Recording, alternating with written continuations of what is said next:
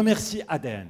Je remercie ADN, bien sûr, de parler du diabète. Parler du diabète, au fait, parler de la vraie pandémie mondiale, qu'est le diabète de type 2. Ça, c'est très important. On doit s'armer, on doit vraiment tous s'unir pour lutter contre cette vraie pandémie mondiale. Cette pandémie mondiale qui nous touche, nous, beaucoup plus Africains que les autres pays européens. Donc ça, c'est très important. Le Maroc, qu'en est-il au Maroc? Le Maroc, le diabète, c'est la première cause de mortalité et d'handicap combiné. C'est le diabète, malheureusement. Il est champion, il est même beaucoup plus que l'infarctus du myocarde. Donc ça, c'est très important. Et dans le monde, chaque 6 secondes, on perd un patient diabétique. Donc, on doit tous s'armer, s'unir pour lutter contre cette vraie pandémie mondiale. Et bien sûr, je reviens à charge, professeur Alami. Merci d'avoir soulevé le débat de l'hypoglycémie chez le diabétique. Bien sûr, dans certaines limites. On va équilibrer le diabétique dans certaines limites. Et malheureusement, je suis désolé de le dire, de parler du chronomètre de l'horreur. Parler de patients qui vont rentrer dans des complications grâce au diabète. Chaque 12 minutes, vous avez un patient qui va faire un AVC. Chaque 90 minutes, vous avez un nouveau cas de cécité lié au diabète. Donc rien que pour cela, on doit tous s'unir. Ça, c'est très important. Et aussi, un adulte sur 2 atteint de diabète, il ne le sait pas.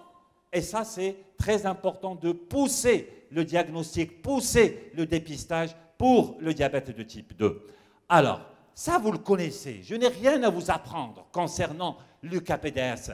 Et vous savez très très bien que l'année 0, l'année où on découvre le diabète, on sait que 50% des cellules bêta-pancréatiques sont détruites.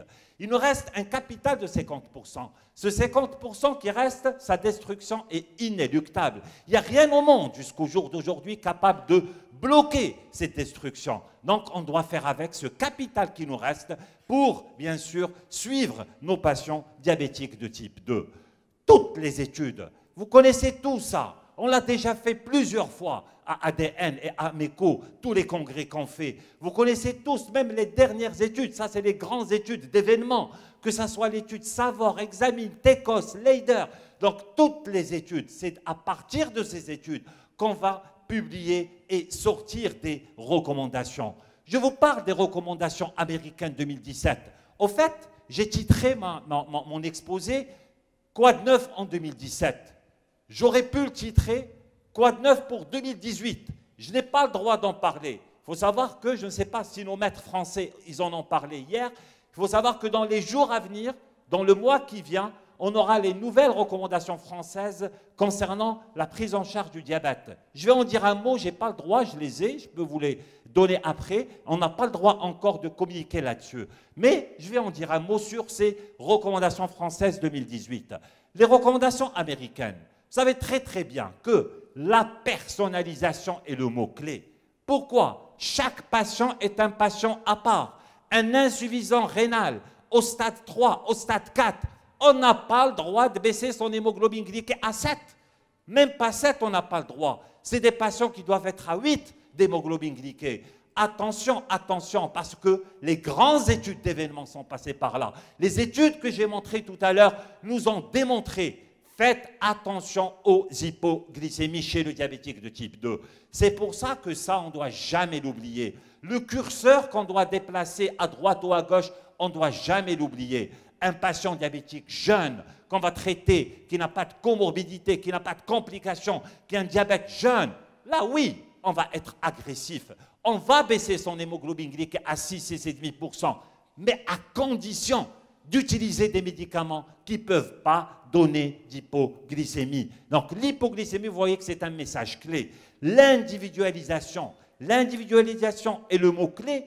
Donc on l'a dit, on l'a bien compris aujourd'hui, mais aussi éviter les hypoglycémies. Donc ça, c'est très fort et très important. Les hypoglycémies, 2017 a été marqué par cette nouvelle classification des hypoglycémies. 2017 est marqué par le niveau 1 d'hypoglycémie. Au fait, c'est le niveau d'alerte. C'est-à-dire quand vous avez un patient qui est déjà à 0,7 de glycémie, attention, c'est un niveau qu'on dit suffisamment bas pour resucrer le patient directement en sucre rapide et sucre lent.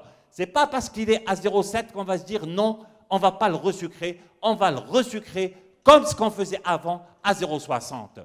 Et bien sûr, il y a le niveau 2, c'est le niveau d'hypoglycémie qui est cliniquement significatif. Et le niveau 3, c'est quand la personne ne peut pas se resucrer elle-même. Il faut l'intervention d'une tierce personne pour le resucrage. Donc ça, c'est la nouvelle classification 2017 concernant les hypoglycémies.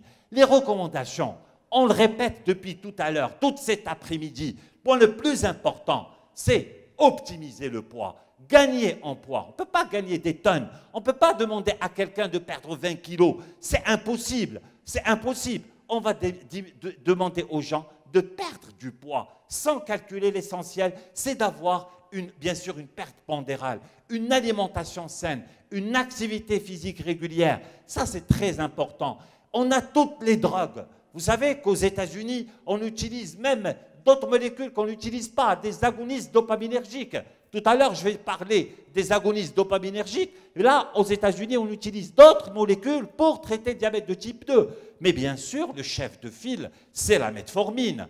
À la découverte du diabète, on peut d'emblée commencer par une bithérapie. Quand vous avez une hémoglobine glyquée à 9, la nouveauté 2018 dans les recommandations françaises, c'est que quand vous avez une hémoglobine glyquée à 9 dès le diagnostic et vous voulez commencer par une bithérapie, privilégiez metformine plus inhibiteur de la DPP4 et pas un sulfamide hypoglycémiant. Donc, et quand vous avez une hémoglobine glyquée qui dépasse 10, mais à condition que le patient soit symptomatique, c'est-à-dire il a un syndrome polyurépolidipsique, il a maigri, ce patient-là, il a des glycémies qui tournent aux alentours de 3 grammes, vous pouvez d'emblée commencer par une insulinothérapie, mais là, on ne va pas utiliser le basal-bolus, on va utiliser des prémix pour initier, bien sûr, le temps de lutter contre ce syndrome cardinal que le patient il a développé, à condition qu'il ne soit pas un diabétique de type 1, et on va revenir aux antidiabétiques oraux. Bien, sinon, si on est dans les cas classiques, il n'y a pas de symptomatologie, c'est la metformine qui est la molécule à donner en première intention. La metformine, la nouveauté en 2017, en fait, ce n'est pas nouveau. C'est des papiers qui tombent depuis pas mal d'années. C'est la carence en vitamine B12. Attention, quand vous avez un patient qui vous fait une carence en vitamine B12 liée à une metformine qui a été donnée pendant des années, ce n'est pas une indication à arrêter la metformine. Il faut corriger cette hypovitaminose B12. Ce n'est pas la même chose comme dans l'anémie de Biermer. C'est autre chose. Des fois, on garde une supplémentation orale en vitamine B12 et les choses peuvent rentrer dans l'ordre. Après la metformine, vous avez le choix. Le choix, il est libre, il est vaste. Vous pouvez choisir ce que vous voulez. Mais le plus important, attention aux études d'événements. Qu'on soit dans l'étude ACCORD, vous connaissez tous l'étude ACCORD, cette étude qui a été arrêtée avant terme à cause de l'augmentation de la mortalité dans le bras intensif. Nous, on s'attendait à réduire la mortalité et on a vu qu'il y avait une augmentation de la mortalité dans le bras intensif, même dans l'étude ACCORD, même dans l'étude ADVANCE. Attention, la mortalité est plus importante chez les gens qui font des hypoglycémies. Donc l'hypoglycémie est très importante, bien sûr, à prédire. Ça date de 2 semaines, 3 semaines. Ça, c'est l'hypoglycémie sévère à la survenue d'événements cardiovasculaires majeurs. Bien sûr, ça, c'est l'EASD, le mois dernier, au mois de septembre. Qu'est-ce qu'elle dit? Regardez, je vous donne juste la conclusion. Les patients ayant présenté une hypoglycémie sévère présentent un risque plus élevé d'événements cardiovasculaires et de décès. Ils peuvent mourir parce qu'ils ont fait leur problème hypoglycémique après un événement coronarien. Donc attention, attention aux hypoglycémies. Après la metformine, vous avez le choix. Vous connaissez tous cette ligne-là, mais les recommandations nous poussent à plutôt aller vers des médicaments qui ne peuvent pas donner ou qui donnent très peu d'hypoglycémie. Donc l'hypoglycémie est un message clé. Après la bithérapie, vous pouvez aller à la trithérapie, à l'intensification, mais toujours, je le dis, attention aux hypoglycémies. Donc je voudrais partager avec vous une étude. C'est l'étude TANG. Cette étude qui a bien sûr évalué l'efficacité et la tolérance de 3 inhibiteurs chez le diabétique de type 2. Ce diabétique de type 2, il est traité, contrôlé par de l'insuline plus des antidiabétiques oraux. Donc, et on a rajouté un de ces 3 inhibiteurs de la DPP4. Donc c'est ça l'étude chez une population chinoise. Voilà l'étude. 3 bras, on a donné vildagliptine, sitagliptine, linagliptine, et on les a suivis sur 12 semaines. Qu'est-ce qu'on a constaté? Ces patients ont pratiquement tous la même hémoglobine glyquée. Ces patients avaient une insulinothérapie, tous sous insuline, ça peut être des insulines humaines, ça peut être des analogues, ça peut être de l'insuline basale, mais ils avaient des antidiabétiques oraux, sauf les sulfamides. Ils avaient soit de la metformine, et ceux chez qui la metformine n'était pas tolérée, ils avaient de la carbose. Donc, on les a suivis, on a rajouté un inhibiteur de la DPP4. On a vu que, bien sûr, tous, ils ont baissé leur hémoglobine glyquée, un peu plus dans le bras vildagliptine. Aussi, ces patients-là, regardez, 66% ont atteint l'objectif de 7%, les autres, eux aussi, plus de 50%, ont pu atteindre l'objectif de 7%. Et aussi, très important, on a pu agir sur la glycémie à jeun, un petit peu plus dans le bras vildagliptine. Après 12 semaines, la linagliptine et vildagliptine, c'était pratiquement la même chose. Donc, on a amélioré, bien sûr, la glycémie à jeun, on a amélioré la glycémie postprandiale, ce qui est très important, et c'est le message aujourd'hui, c'est qu'on a pu réduire les doses d'insuline. Donc, est-ce que c'est à cause de l'inhibiteur? Moi, je dis que tous les inhibiteurs se valent. Ce qui est très important, c'est peut-être parce qu'on n'a pas stimulé, parce qu'on n'a pas donné de sulfamide hypoglycémiant, on a pu réduire d'une manière considérable le taux d'insuline donné à ces patients. Donc ça, c'est très important. Est-ce qu'il y a eu des événements? Bien sûr, d'effets indésirables, non. Concernant les hypoglycémies, c'est la même chose. Concernant les autres effets indésirables, il n'y a pas de différence dans les 3 groupes. Donc, juste pour conclure, parce qu'on m'a demandé d'aller vite, c'est que les 3 inhibiteurs de la DPP4 semblent efficaces. Les 3 semblent efficaces. Les 3 ont permis de réduire, bien sûr, les hypoglycémies, de réduire les doses d'insuline. On a observé plus de réduction d'insuline dans le bras traité par la vildagliptine. Mon dernier message, ma conclusion, attention, attention aux hypoglycémies. Une hémoglobine glyquée, oui, vous voulez une bonne hémoglobine glyquée, mais à quel prix? Mais à quel prix? Faites attention, il faut une balance entre hémoglobine glyquée et le risque hypoglycémique. Et je vous remercie.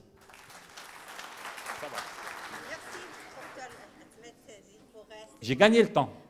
Voilà. C'est bon. Mais je vais le prendre après dans l'hyperprolactinémie. Hein. Je vais le récupérer. 2 questions. D'accord.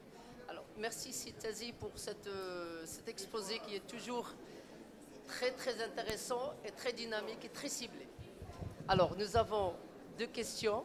Avant, j'aimerais bien remercier les laboratoires Novartis de nous avoir toujours permis de faire de formations de qualité avec nos chers amis et nos formateurs et nos menteurs dans le diabète au Maroc. Sitazi, nous avons droit à 2 questions, Monsieur le Président, il est très clair là-dessus. Alors, question. Alors, je pense que Sitazi était très, très clair. Non, il y en a? Allez-y, Je voudrais poser une question. Allez-y. Allez-y. Un petit message concernant l'hémoglobine glyquée, parce que tout à l'heure, professeur Alami a bien dit que pour les coronariens, c'était 8%. Et maintenant, docteur Tazi dit pour les coronariens, les maladies rénales, c'est 8%. À mon avis, ce n'est pas le chiffre à retenir. L'important, c'est de ne pas faire les hypoglycémies. Et on peut avoir des hémoglobines à 6, à 7, chez les malades rénales chroniques, chez les coronariens, sans pour autant faire des hypoglycémies. Donc, il ne faut pas que la tendance aille vers les 8% s'il n'y a pas de risque d'hypoglycémie. D'accord? Donc, pour que, en fait, le bon équilibre glycémique, c'est moins de 7%, mais lorsqu'il y a un risque hypoglycémique, on peut aller vers les 8, même 8,5, mais toujours, on peut bien équilibrer nos malades s'il n'y a pas de risque d'hypoglycémie. La deuxième chose, je pense que vous êtes d'accord. Oui, oui, bien sûr, l'hypoglycémie. C'est pour ça, le message aujourd'hui, c'était attention aux hypoglycémies. D'accord. Et la deuxième chose, c'est pour l'insulinothérapie. Parce que lorsqu'on commence l'insulinothérapie au départ, vous dites qu'on peut revenir aux antidiabétiques oraux, mais il y a plusieurs paramètres qui rentrent en ligne de compte. Entre autres, le poids. Lorsqu'on est en sous-poids, on peut commencer l'insulinothérapie dès le départ. Et lorsqu'on a institué l'insulinothérapie avec une hémoglobine à 10%, il ne faut pas revenir systématiquement aux antidiabétiques oraux. Il n'y a pas de supériorité démontrée aux antidiabétiques par rapport à l'insuline ou vice-versa. En fait, toutes les thérapeutiques peuvent être prescrites. L'important, c'est que ça soit centré sur le malade. Merci, professeur. Sitazi, vous avez un... Oui, vous avez oui, un exactement. C'est ça, c'est chaque patient est un patient à part. En diabétologie, il n'y a pas deux patients identiques. C'est pour ça que j'ai dit tout à l'heure, l'individualisation, c'est le mot-clé. Chaque patient est un patient à part. Donc ça, c'est très important. S'il vous plaît, monsieur oui. Tazi, merci beaucoup pour votre exposé. Je voudrais savoir, est-ce que dans les recommandations dorénavant, il n'y a plus de place au sulfamide? Ah non, ah non, ah non, je ne dis pas ça. Vous savez, il y a une place à tous les antidiabétiques oraux. Ça, c'est très important. Et heureusement qu'on a beaucoup de classes thérapeutiques. Ça, c'est très important. Alors, il y a des années, qu'est-ce qu'on avait? On avait sulfamide, metformine, c'est tout. Ah non, heureusement qu'on a aujourd'hui toute une panoplie de médicaments. Le message qui est très important, c'est que quand on donne un médicament, on doit savoir à qui le donner et quel risque quand on le donne. Et je l'ai dit, attention au risque hypoglycémique. Ça, c'est très important. Non, tous les médicaments se valent. Tous les médicaments ont leur place. Ce qui est important, c'est l'individualisation. Chaque patient est un patient à part. Il n'y a pas de patients identiques. Merci beaucoup. On se retrouve dans une vingtaine de minutes, Inch'Allah. Merci, Sitazi.